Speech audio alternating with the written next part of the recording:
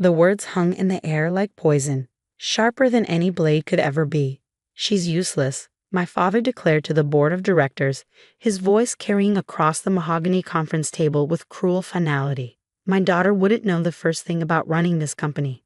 I stood frozen in the doorway, my hands still gripping the presentation materials I'd spent weeks preparing. The quarterly report I'd meticulously assembled suddenly felt like lead in my grasp.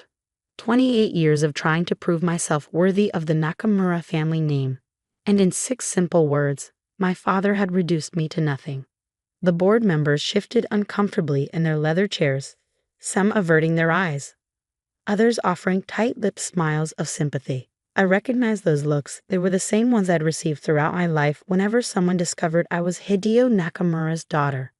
The quiet whispers would inevitably follow. "That's the younger one, you know, not the son."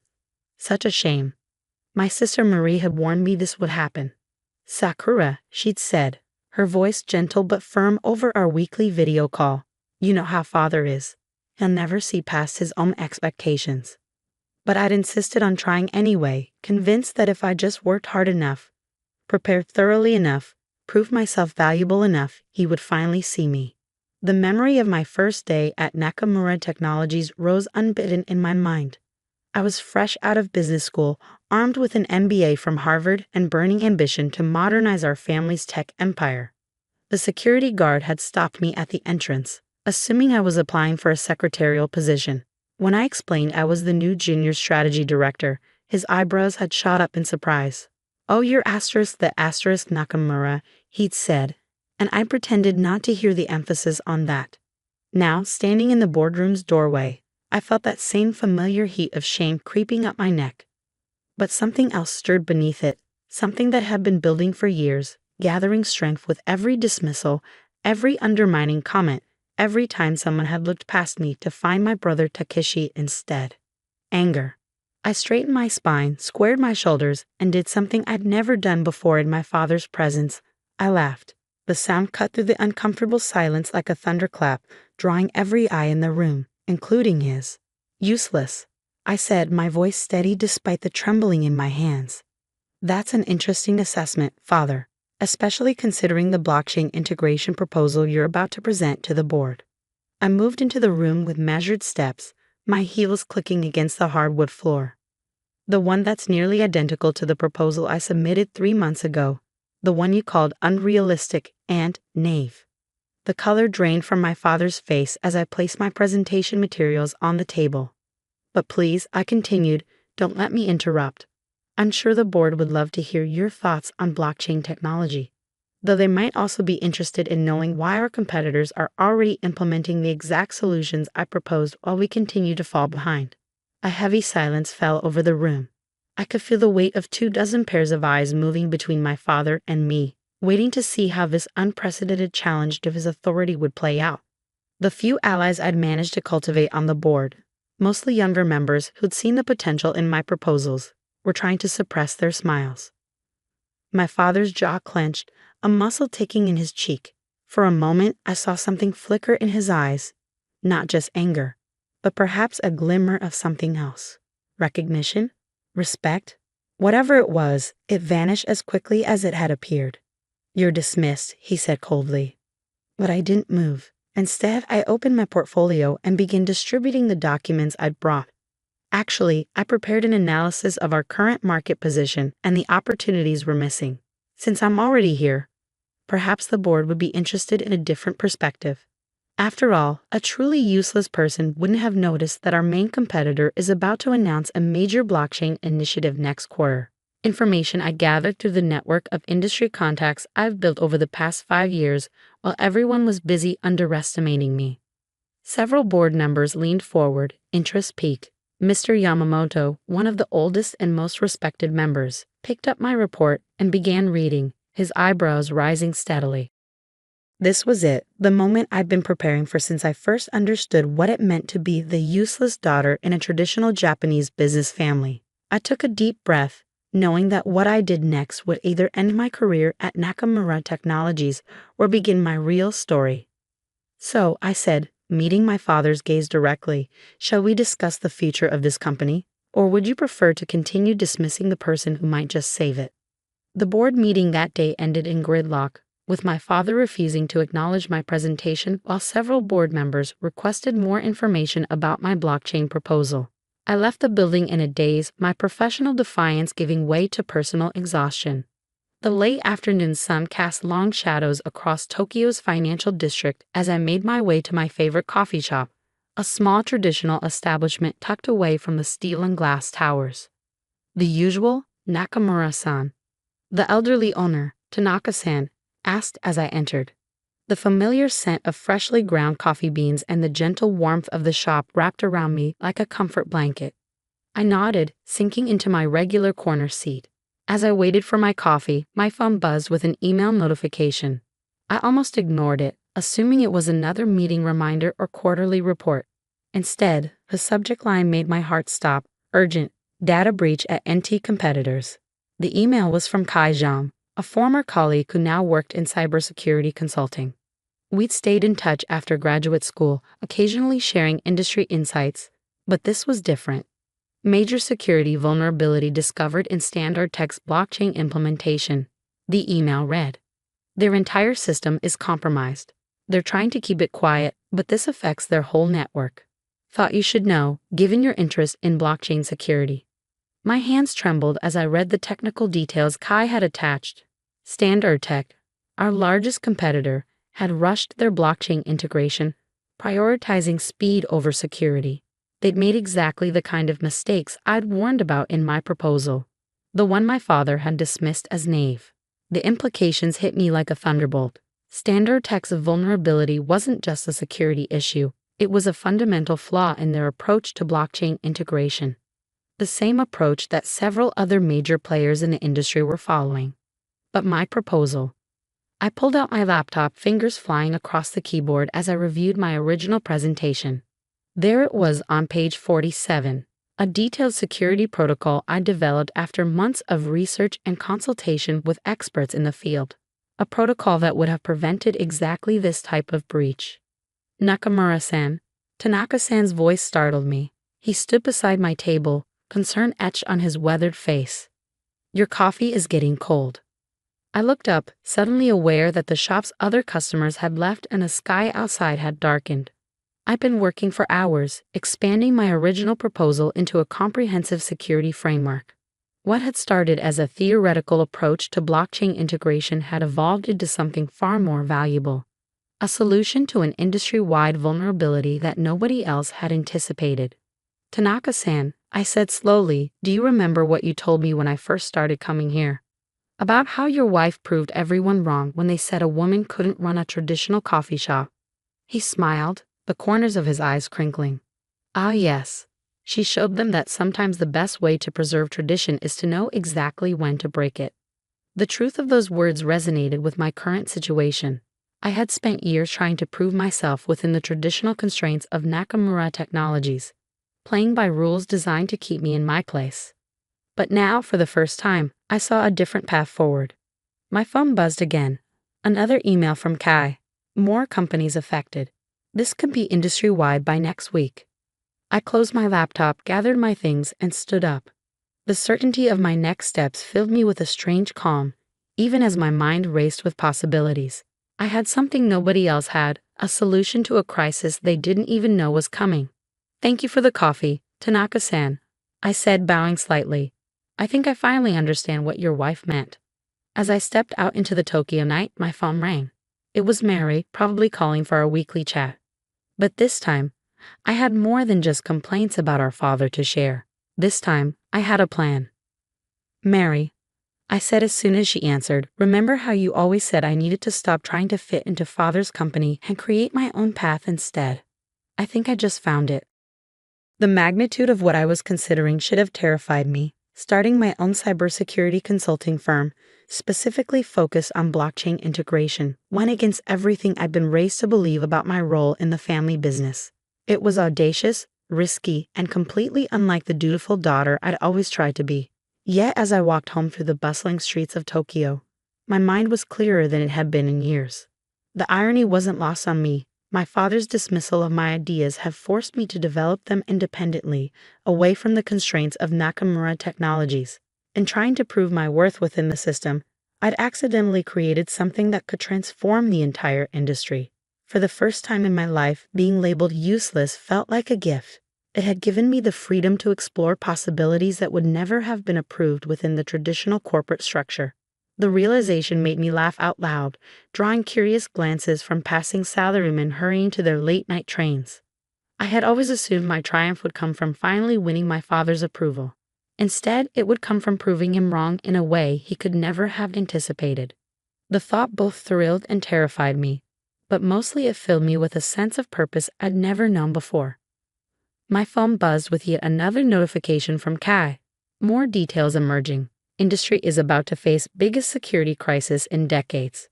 I smiled, thinking of the presentation still pulled up on my laptop. Good thing I'm not useless after all, I whispered to myself, picking up my pace. I had work to do. The next 3 months transformed everything. I secured a small office in Shibuya, deliberately choosing a location away from the financial district where Nakamura Technologies dominated the skyline. My savings, combined with a strategic investment from Mary, provided enough capital to launch Sakura Security Solutions. The name was deliberate. No hiding behind our family name, no trading on our father's reputation. This would succeed or fail on my own merit. The industry crisis unfolded exactly as Kai had predicted. Major technology firms discovered critical vulnerabilities in their blockchain implementations, leading to a cascade of security breaches. Standard Text stock plummeted 40% in a single day when news of their compromise went public. The business media called it the blockchain crisis of 2025. My first client came through Kai's network, a mid-sized firm desperate to verify their blockchain security before their shareholders lost confidence. I arrived at their offices carrying the same presentation materials the Nakamura Technologies board had ignored, now refined and expanded into a comprehensive security protocol. Ms. Nakamura, their CEO began, "We understand you've developed a unique approach to blockchain security integration." The familiar weight of scrutiny settled over me as I faced their executive team. But this time, something was different. When I opened my laptop and began explaining my security framework, they leaned forward, engaged. There were no dismissive glances, no whispered doubts about my capabilities. They saw only my expertise, my solutions, my value. The contract they offered exceeded my most optimistic projections. Word spread quickly through Tokyo's tech community. By the end of the first month, Sakura Security Solutions had signed contracts with 5 major firms. By the second month, we had to lease additional office space to accommodate the growing team of security specialists I'd recruited, all chosen for their expertise rather than their connections. The transformation wasn't just professional. Each successful implementation, each problem solved, each client secured strengthened something inside me that had been wounded by years of dismissal. I stopped second-guessing my instincts in meetings. My voice grew stronger, more assured. The nervous habit of qualifying my statements with perhaps or maybe disappeared. One morning, as I reviewed security protocols with our newest client, I caught my reflection in the office window.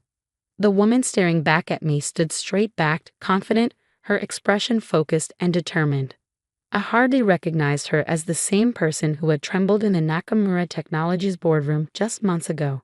The media attention began with a small profile in a tech industry magazine, Rising Star in Blockchain Security. The article mentioned my connection to Nakamura Technologies only in passing, focusing instead on the innovative approach that had protected dozens of firms from the ongoing security crisis. More coverage followed, including an invitation to keynote a major technology conference. "They're calling you the blockchain guardian now," Mary told me during one of our video calls, her voice thick with pride. "Have you seen today's Financial Times?" I had. The article sat on my desk. How one woman's foresight could have prevented the blockchain crisis. The story detailed how my security protocols had anticipated and addressed vulnerabilities that had cost the industry billions. It quoted several prominent CEOs praising the elegance and effectiveness of my solutions. The old me would have deflected such praise, minimized my achievements, attributed them to luck or timing. But as I sat in my office, watching my team work through complex security implementations, I felt only quiet pride. This success wasn't luck. It was the result of years of preparation meeting the perfect moment of opportunity. Even my critics had been forced to acknowledge my expertise. During a panel discussion at the Tokyo Tech Summit, a senior executive from Standard Tech publicly admitted that implementing my security protocols earlier would have prevented their catastrophic breach. The irony wasn't lost on anyone in the industry. The useless daughter had become the authority they all turned to for solutions. The most significant shift came during a chance encounter at an industry conference. I was reviewing my keynote speech notes when a familiar voice caught my attention. Sakura. I turned to find my father standing there, looking somehow smaller than I remembered. His expression carried something I'd never seen before. Uncertainty. I saw your presentation yesterday, he said carefully. Your approach to quantum-resistant blockchain security. It's quite innovative. 3 months ago, such grudging praise would have filled me with desperate joy. Now, I simply nodded, secure in the knowledge that I no longer needed his validation. Thank you, Father. If you'll excuse me, I have a keynote to deliver. As I walked away, I heard him call after me. The board would like to discuss a potential partnership between our companies. I paused but didn't turn around. Have your people contact my office, I replied. We'll review the proposal like any other potential client. The confidence in my voice wasn't feigned or forced. It came from a deep well of self-assurance built through action, achievement, and the profound understanding that the opinion that truly mattered was my own. The label of useless had lost its power, rendered meaningless by the evidence of my impact on an entire industry. Later that evening, as I prepared for my keynote address, I thought about the young women in the audience who might see themselves in my story. I added a new opening line to my speech. They said I was useless. But that judgment said more about their limitations than mine. Previous sections remained the same. 1 year after launching Sakura Security Solutions, I stood at a podium in Harvard Business School, my alma mater, addressing a packed auditorium. The irony wasn't lost on me. The same institution where I'd once doubted my place in the business world had invited me back as a keynote speaker for their Women in Technology Leadership Conference. Success, I began, isn't about proving others wrong. It's about proving yourself right. The journey from being labeled useless to becoming a leading voice in blockchain security had taught me lessons far more valuable than mere vindication. As I looked out at the sea of faces, many of them young women at the beginning of their careers, I shared the truth I discovered through my transformation. The most dangerous limitations are the ones we accept without question. I continued. When someone calls you useless, they're not describing your potential. They're revealing the boundaries of their own vision. During the tea and a session that followed, a student raised her hand. Ms. Nakamura, how did you know you had the ability to solve a crisis that stumped so many industry veterans? The question took me back to that pivotal moment in Tanaka-san's coffee shop, when possibility first overcame doubt. I didn't know, I admitted, but I'd spent years developing solutions that others dismissed without consideration. Their perception of me as useless had actually given me the freedom to explore ideas they were too confident to consider. Sometimes being underestimated is a gift. It allows you to work without the weight of others' expectations. That evening, I had dinner with Mary at our favorite sushi restaurant near the campus. As we shared otoro and reminisced about our college days, she asked the question I'd been pondering myself. Do you ever regret not getting father's approval before striking out on your own? I considered the question carefully, remembering the years spent seeking validation that never came. No, I replied finally. If he had approved, I might have stayed within the boundaries he set. His dismissal forced me to define my own measure of success. The next morning, before my flight back to Tokyo, I received an email from the student who had asked about knowing one's abilities. She had attached a business plan for a revolutionary approach to sustainable energy distribution. Everyone says it's impossible, she wrote, but your story inspired me to trust my research. I smiled, remembering my own moments of doubt, and wrote back, impossible is often just unexplored territory. Keep going. Back in Tokyo, I found an invitation waiting on my desk. The Japanese Business Federation was establishing a committee on technological innovation, and they wanted me to chair it. 5 years ago, I would have seen this as a chance to finally prove my worth. Now, I recognized it as something more significant, an opportunity to change how potential is recognized and nurtured in others. During the first committee meeting, I shared a principle that had emerged from my experience.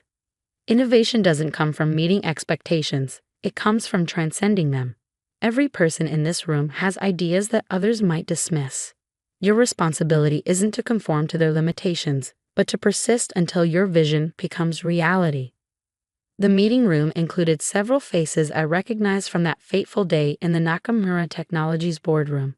They listened now with different expressions: respect, engagement, and perhaps a touch of chagrin. But I no longer needed their validation. The true measure of my success wasn't in their changed perception, but in the confidence with which I now navigated my chosen path. That evening, I returned to Tanaka-san's coffee shop. The elderly owner's wife was there, preparing coffee with the same precision she'd maintained for decades. We spoke about perseverance, about the quiet strength it takes to pursue one's vision despite doubts and dismissals. "You know," she said, her weathered hand steady as she poured hot water over freshly ground beans, "success isn't in proving the doubters wrong. It's in continuing to grow even when no one believes in you but yourself." As I sipped my coffee, I reflected on the journey that had brought me here. The label of useless had once felt like a prison sentence, but it had actually been the key to my freedom. By forcing me to look beyond traditional expectations, it had led me to discover capabilities I might never have explored within the comfortable confines of approval. My phone buzzed with a notification: another major tech company requesting our services. But it wasn't the business opportunity that made me smile. It was the name of their project lead, a young woman I'd met at a recent industry conference, who had confided that my story had given her the courage to pursue her innovative security protocols. The real triumph, I realized, wasn't in proving my critics wrong. It was in showing others what becomes possible when you refuse to accept the limitations others place upon you. Every person who finds the courage to pursue their vision, despite being labeled useless or impossible, adds another chapter to this story. The sun was setting over Tokyo's skyline as I left the coffee shop, casting long shadows between the buildings. Somewhere in those shadows, countless others were nursing their own dismissed ideas, harboring potential that others couldn't or wouldn't see. My story wasn't just about personal vindication. It was a beacon for them, a reminder that the greatest achievements often begin with someone saying, "You can't." Because in the end, being labeled useless doesn't define you. What defines you is how you rise above that label to create something invaluable.